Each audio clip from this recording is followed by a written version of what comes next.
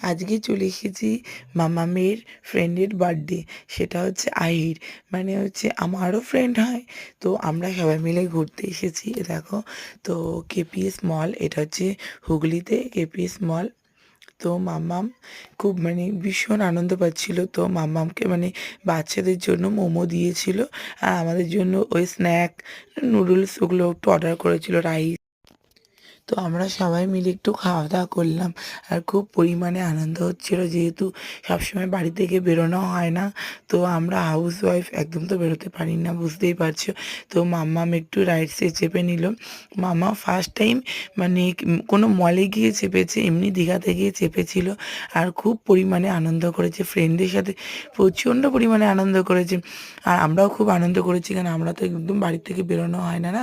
এ দেখো, ফ্রেন্ডটা কি সুন্দর নাচছিল অলিম্পিয়া। তো মাম্মাম ওই ফ্রেন্ডের সাথে নাচছিল বা